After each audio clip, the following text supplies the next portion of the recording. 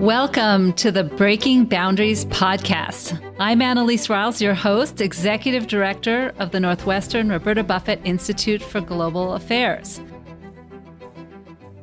Today, we're talking about the role universities can play in addressing climate change, leading by example at our own institutions and preparing future generations to tackle these challenges. Our guest is a boundary breaker who's leading a broad experiment at the University of Toronto to tackle the climate change implications of everything that happens on our campuses, from scholarship to housing, and to give students greater access to courses related to climate, biodiversity, and sustainability. John Robinson is a professor at the Munk School of Global Affairs and Public Policy and the School of the Environment at the University of Toronto. He serves as presidential advisor on the environment, climate change, and sustainability, as well as a leader in the university's Climate Change Coalition. Thank you so much, John, for being here. Oh, it's my pleasure, Annalise. I want to start with your position, because universities are very different around the world when it comes to governance and operations. And it just seems that University of Toronto has taken a really bold approach in putting it all together under your leadership as a scholar and a practitioner and a university leader. Can you explain a little bit about the thinking behind this and why it matters what universities do in this space? Yeah, there's a lot of different models out there. And of course, it depends a lot on the culture of the university. It has to work, for that university. And I do think you need to show value in order for the institution to kind of buy in. Fortunately, there's so much exciting stuff that can be done in sustainability. It's really not hard to show value if you're given the opportunity to act. And my mantra usually is never have possible goals. All the goals should be completely impossible. You get much farther that way. We're talking about fundamental transformation of the university. That's the agenda that sustainability imposes on us. It's time for universities to step up big time, like way more than in the past, and engage very deeply with society, because every sector has to do that. Every industry has to do that. Civil society has to do that. It's not something that can be handed off. We'll solve sustainability over in that government department. Well, sorry, it's not going to work that way. So universities have to play their role. And so what the mandate really is fundamental institutional culture change. Let's get moving. And that's pretty exciting. And most people we talk to get excited about that idea. And the nice thing about everybody younger than me is, which is most of everybody, is that you've all grown up with sustainability sort of from birth. It's been in school. Everybody knows in a way that wasn't true when I started in this business about the problems. So if you're a solution oriented, if you're saying, there are things we can do as an institution, not just our individual footprint, but we can really do stuff. That's a pretty appealing message. And so I think it's easy to get allies for that kind of an agenda out there. But of course, it doesn't happen by itself. You got to work at it. At UBC, I was associate provost for sustainability. So that was a sort of more formal structure. I had an office that reported to me and a budget and so on. U of T started in a very different way as presidential advisor. So I had a committee, but no budget and no staff. And what I discovered was the incredible power of a committee to be non-threatening. I wasn't in competition with units or departments or centers or institutes for budget or jurisdiction. No one minds if a committee comes into a certain portfolio and starts asking questions, because you're not in a competitive mode. So we spent 2 years in that mode trying to prove out the concept, to prove this was an important thing to do at the university level, because universities, on the academic side at least, are incredibly distributed and siloed, as we know. So to show the value of a kind of organizational commitment at the university level, we spent 2 years, we did 2 annual reports. Then I went to the president and said, I think we've shown value, but we can't go any further without a little bit of budget and staff. So he then gave us some budget, gave us 2 staff. We spent another 2 years starting to implement some of these things and make them happen. I went back to him last fall and I said, I think we've shown that we can do the things we said in the first 2 years we wanted to do, and we can do way more as well. And he doubled us again in terms of staff and budget. So we're into our 3rd phase. Gosh, that's so exciting. And you've made, I think, dozens of interesting points there. So let's see if we can take a few of them in turn. First of all, when you talk about fundamental culture change, what is it that has to change at the university? What do we need to change? The biggest one to me is institutional culture change around combining operational sustainability and academic sustainability. Because every university I've ever seen, they are doing operational sustainability. They're doing energy efficiency programs, maybe carbon reduction programs, maybe biodiversity programs with their landscaping. They're doing that. And over here, the university is teaching and researching sustainability. The two worlds are completely disconnected. And so one of our major overarching themes is integration of operational academic. That's a culture issue. That's not a policy issue. That's a culture issue. Yeah. Because in those two worlds, I call them the pyramid and the plane. Okay. So over on the staff side, people actually have job descriptions and they have bosses.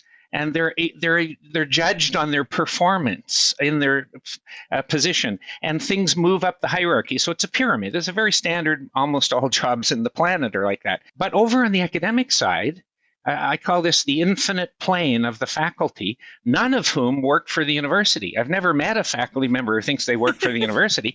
The university is there to give me an office. That's pretty handy. Although these days I don't even need that. And give me a salary. Well, that's important. But I'm in charge. I have academic freedom. I decide what I do research on. The university doesn't tell me anything. And in fact, as an engaged faculty member, my first instinct when the president announces something, which the staff all rush to do, my first instinct over in the infinite plane is to criticize it, right? So that's right. These are very different cultures. I used to give talks at UBC to staff about the faculty view of the world, which would leave them with their jaw on the table. And they're working sort of side by side, but they're not really integrated.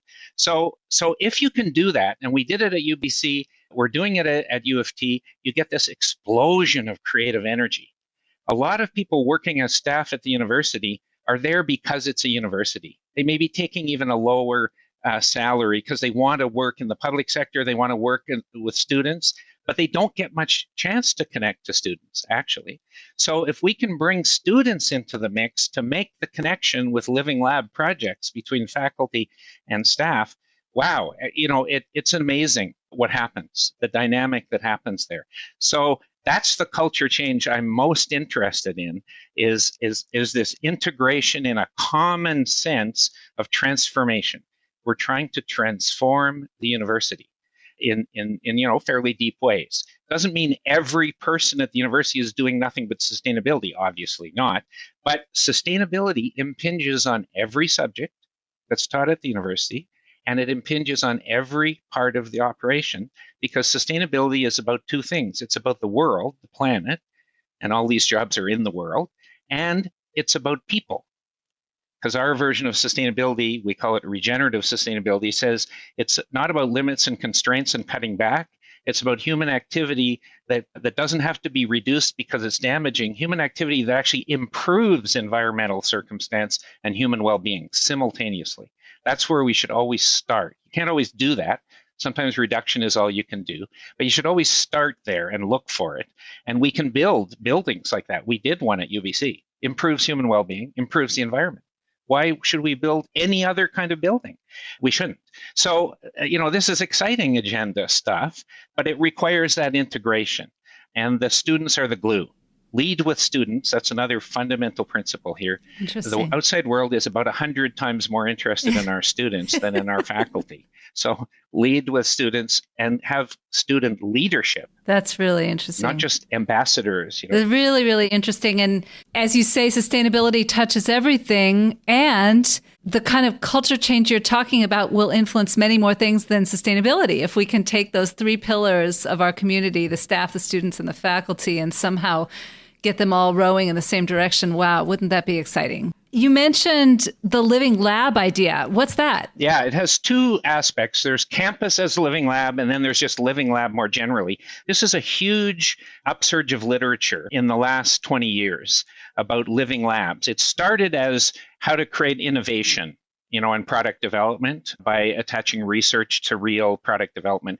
But now sustainability-oriented living labs are somewhat different. On the campus's living lab front, the idea is I'll give you a concrete example. I teach a course, a living lab course on campus. And what I do is I go out to practitioners on campus. So they might be in facilities and services or campus planning. They might be in academic planning. Doesn't matter. They're practitioners that are doing something related to sustainability. And I say to them, do you have something on your to-do list that you're not going to get to this year because of bandwidth constraints? But if you had a little group of students working for a few, 12 weeks on it, that would be helpful to you. So this is key. The problem comes from them, not from us. The world is tired of academics going out and telling people what the problem is and what they should do about it. And so I want to reverse the flow a little bit and say, what's a real world problem? Then they work on it for a term in my course. So I have 6 projects this term and tomorrow afternoon, the clients, the so-called clients, are going to come in and present their projects, and the students are going to decide which ones they're going to do. So I'll have 6 groups of 4 working for 12 weeks on these projects, and they love it because it's real. And because the problem comes from the practitioner, what the students do is much more likely to be acted on, because that's why they gave the problem to us. So the students get to work on something that has a fairly high prospect of being implemented. It's really exciting. And think how different that is from a traditional course, which I'm a big fan of as well. But I think this offers a different way in. And the big thing they're learning, I tell them in day one this, but they don't hear it because it doesn't compute. One of the key things they're learning is the real world constraints on sustainability, because we can solve all our sustainability problems in 10 minutes on a piece of paper in principle. We know exactly what has to happen, but it doesn't. So when you work for a practitioner who has a mandate, has a jurisdiction, has a budget, and you're learning why it doesn't. So there's a whole learning there about real world sustainability that they won't get from reading the literature typically, or at least not as much. That's so interesting, John. This is sort of part of the way we think at Buffett about global problems generally. If you think of the arc between the time when a researcher first has a great idea to the time when you actually change the world with the concept and have it produce real impact, we're really good at the middle part of that, the data collection, the analysis, the publication, the vetting of the data.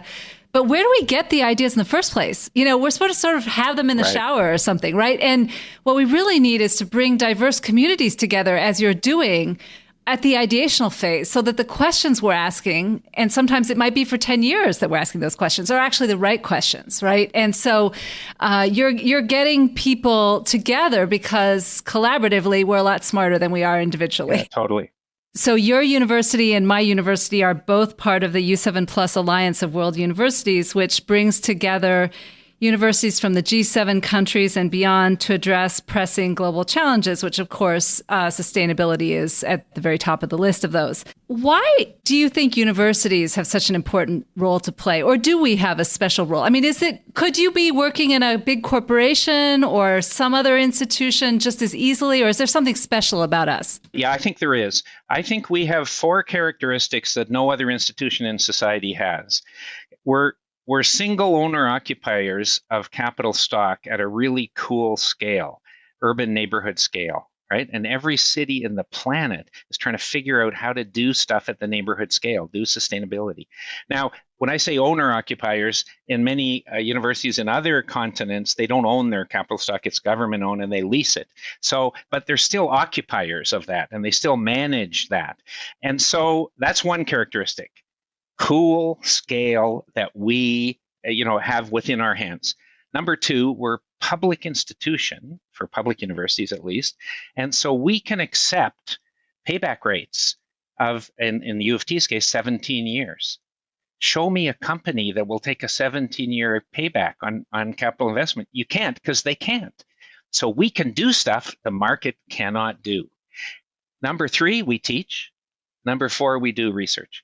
No other institution in society has those 4 characteristics. So we uniquely can turn our whole campus into a test bed of sustainability, where every single operational decision is a sustainability decision. And of course, it already is, but let's make that overt and attach research and teaching to everything we can see around us, from landscaping to buildings to furniture purchase to food services to everything, residences. It's all sustainability.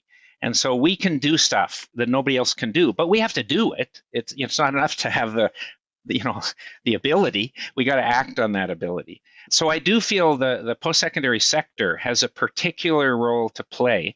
The other thing, of course, is our biggest output. As a researcher, I hate to think that my research isn't my biggest output, but I actually think it's our students who are our biggest impact on the world. So that's another unique thing that we have, and we better pay attention to that. That's right. That's right. In a more serious way. Such a good point. I mean, it is our privilege and our obligation to think about the long term in ways that governments and the private sector can't do. But then that means that we've got to center intergenerational justice, right? And think about that at every step, including training the next generation of leaders, knowledge transfer. So as you say, that's, to me, the big silver lining, well, I should say the tiny silver lining on the dark cloud of the pandemic is it is now way harder, if not impossible, hopefully impossible, to ignore justice and distributional equity, diversity, inclusion kinds of issues, right? It's just hit us in the face. They were always true, all these inequities and power differentials, but they were sort of papered over. They've just become way more visible. And that's a fantastically good thing, because it means we are much more likely to act, I think, because it's right there. It's facing us. And the sustainability, if sustainability means anything, it includes all of those issues. It has to. And so I think that's one thing we may have learned. Let's hope we've learned. Let's hope in 2 years we won't have forgotten it all again, but that it's really there. I think I'm hopeful about that. I think it's getting built into programming. Well, that's a great note to end on. And John, you are such an inspiration. Thank you for your work and for your example. I look forward to partnering with you in any way that we can on this important work that you're doing. Thank you. My pleasure.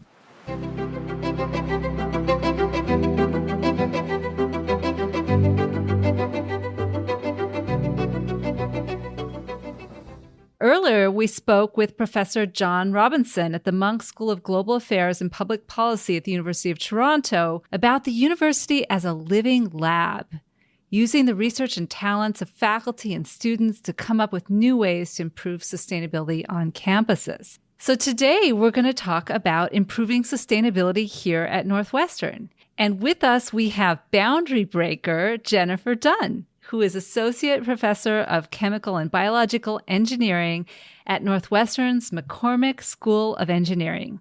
And so delighted to have you here, Jennifer. Welcome. Thank you. Jennifer also serves as our Northwestern faculty representative for the U7 Plus Alliance of World Universities, focusing her work on greenhouse gas reductions and energy efficiency in that group. So glad you're here, Jennifer. So Jennifer, let's start with what is chemical and biological engineering. So you are a person of so many talents. You really literally could be anything. So why are you a chemical and biological engineer? How does that make a difference in the world? Well, the main reason I'm a chemical engineer is that my mother worked for a company that employed many chemical engineers, and she saw that I enjoyed chemistry. So even though she wasn't an engineer herself, she strongly encouraged me to consider this field. And so I did. My main interest in being a chemical engineer was to try and understand how to design chemical processes that could have low environmental effects. And so I set out to do that as an undergrad. And so I think chemical engineering overall has a huge impact on making the world a better place. Chemical engineers, along with other types of engineers, design polymers. And so, of course, we're hearing all about the impact of plastics on the environment, but it's the engineers that are going to be able to help design the replacement materials materials that we're going to need to mitigate those impacts. Chemical engineers also play a really important role in the fuel industry. So producing the gasoline that we use today, but also potentially biofuels of many different varieties that may come into play in the future, like sustainable aviation fuels. We need chemical engineers to help design the processes that'll produce those fuels that'll help us lower our greenhouse gas impact. I hope all of the young people out here heard that. We need more chemical engineers to solve these big issues. So glad that you're one of them. So Jennifer, you're also a boundary breaker. You're a person who works across disciplinary boundaries, community boundaries of all kinds. Tell us about some of the connections you're making outside of engineering. The goals are really to understand something you brought up in the introduction. How can universities sort of set an example and also make real progress in reducing emissions? And we've been doing a lot of sort of information exchange around how different universities are approaching this. And it's particularly relevant for Northwestern because we are in the process of updating our strategic sustainability plan, which has expired. And so I've been taking this as an opportunity to kind of learn about best practices from other places. So for example, I learned the University of Toronto has a very large geothermal energy system that they're deploying, and that will reduce the carbon intensity of their heating. I also kind of learned a little bit about the philosophy around offsets. So Northwestern, we can't just go out and convert a field into solar panels and use those solar panels to give us our electricity. Like we're very constrained, we're space constrained. And so then the question comes like, what can you really do from an energy perspective? You can try and buy renewable energy credits and things like that. But the concept of offsets has come up. And I myself am a little bit uncomfortable with offsets because there's this question around permanence, around credibility. And so personally, I struggle with the concept of offsets. And a person on our last discussion for U7 who was from the University of Edinburgh also expressed an opinion around offsets, and they had a white paper. And so I took a look at the white paper. I shared it with the co-chair, my co-chair for the Sustainability Council for Northwestern. And I think that those types of interactions really inform my approach, because for me before, it was more just kind of something that I was thinking, but then to kind of hear from others how they are approaching it in their universities, because the University of Edinburgh is also space constrained. How they're pursuing things without leaning on offsets, I think is really interesting. I've been able to kind of selfishly get some stuff out of this, some learnings out of these U7 meetings while hoping to contribute some of my own knowledge. Last year, I think you also collaborated with students to think about environmental impacts of university products and services, right? Here on our campus. Can you tell us a little bit about that? Yes. So because of my involvement with the Sustainability Council, this was back in 2020, I knew that the plan was going to be expiring, and I was starting to participate in meetings where they were talking about what they're going to do. And so I was aware of some of the pillars of the previous sustainability plan, and I was aware of some questions that had arisen around like, well, what's better? What would be the most impactful? And so I contacted the chair of Sustain NU, whose name is Greg Kozak. And I said, Greg. Wait, what is Sustain NU, Jennifer? Sustain NU is the entity at Northwestern that's responsible for implementing the sustainability strategic plan. So if we say, we're going to put more solar panels up, like they're the ones who go do it. And they help guide the discussion of, what will our future sustainability plan look like? So they're at the leading role of putting this together with advice from many around the Northwestern community, including me and others from the faculty. Greg, I said, I noticed that we're going to be needing to update this plan. Are there any questions the students in my life cycle assessment class could help answer for you?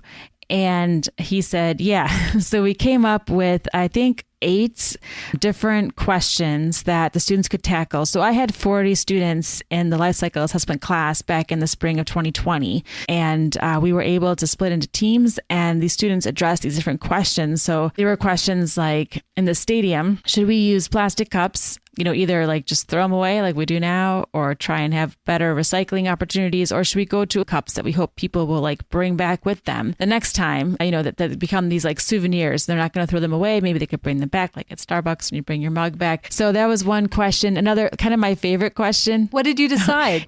What's the answer? It actually worked out better to have the aluminum cups, but there's some factors like in the it depends category in terms of like how thick is the aluminum and also what type of plastic you might be using.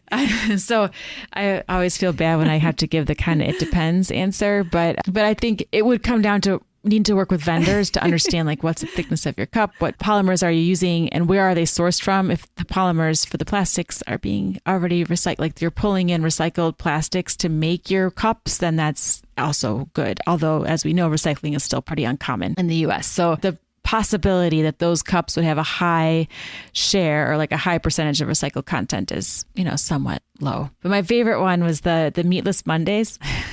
So should we institute a Meatless Monday on campus for the campus dining facilities? So full disclosure, I'm a vegetarian. So I, was like, I definitely think we should. And I think I know how the answers are going to turn out if we look at this. Both groups looked at if you had a veggie burger as an alternative, and the alternative, one group looked at a beef, like a hamburger, and one group looked at a chicken breast. And so we kind of came up with different answers, but the veggie burger just won hands down because you just can't compete with like the direct, to table without going through an animal in terms of needing to feed the animal and the manure and all that from animal husbandry. Yeah, we came to these conclusions that we should definitely implement a Meatless Monday. Whether that will happen or not, I don't know. And I don't know how students would feel about that. So there would definitely need to be some discussions there. The kind of both cool and also sad thing about one of those two groups, they based their veggie burger ingredients on a recipe they found online, like for a veggie burger. They wanted to get together to make these veggie burgers and when the project was over, but they didn't because of the pandemic. So they all made it in their individual apartments and like got on Zoom and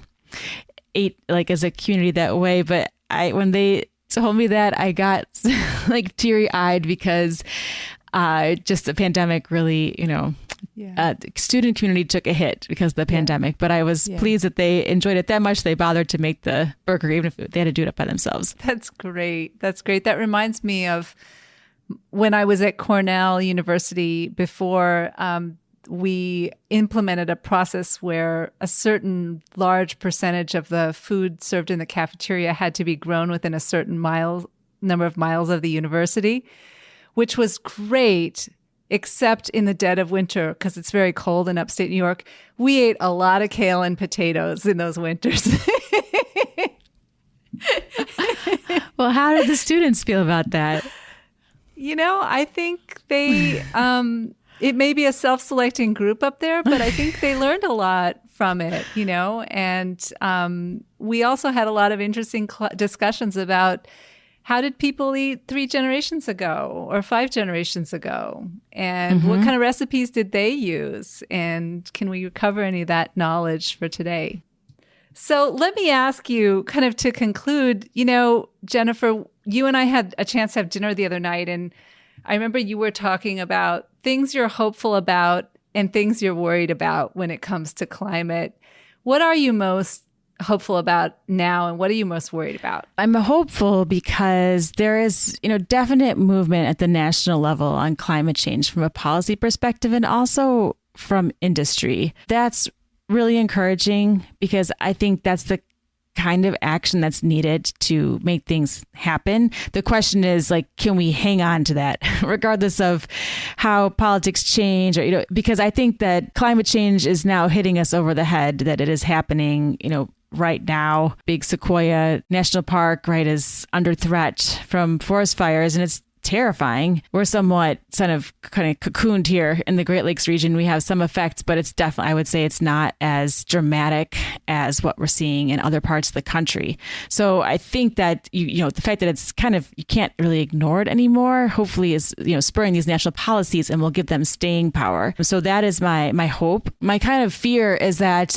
while I'm a real big believer in having consistent federal policy to really instigate change, I do think we need collective action as people, individuals. And I used to work at the US EPA. And I remember when I started, there was someone had a poster on their board, these are the things you can do. And it was things like choose the most fuel efficient vehicle in the category of car you're going to buy. And that was, over a decade ago. So some of these, we know, use a fuel efficient vehicle, eat less meat, all those things we know, but they require personal choices. And I'm going to be completely frank and honest. The pandemic has frightened me with sort of the dramatic evidence that many are not willing to take steps to act towards a collective good, even when the threat of severe illness in like a matter of days is a possibility for people. They're still not taking steps that would help protect themselves or others. And so climate change, even though we're seeing dramatic evidence now, it's still kind of a murky thing in the future. And so I'm just not sure that we're going to be able to achieve collective action in the near term. And at that dinner, several at our table mentioned, that our kids, the next generation is much more savvy about this. And I am aware that they will also bear more of the brunt of it than we will. But that could indeed spur them to take more action. And they're going to have more technology choices at their disposal, more data, more information. And so, that's another hope. Well, that's absolutely true. And hopefully with your example and what you're teaching your students, they'll also be better listeners than we have been. So I would say that if Professor John Robinson gave us the idea of a living lab, the university as a living lab, you've given us the idea of the university as a community of listeners. And I just want to really thank you for that and for all the wonderful work that you do. Thank you. Thank you. For more information on this episode and on the Northwestern Buffett Institute for Global Affairs, visit us at buffett.northwestern.edu.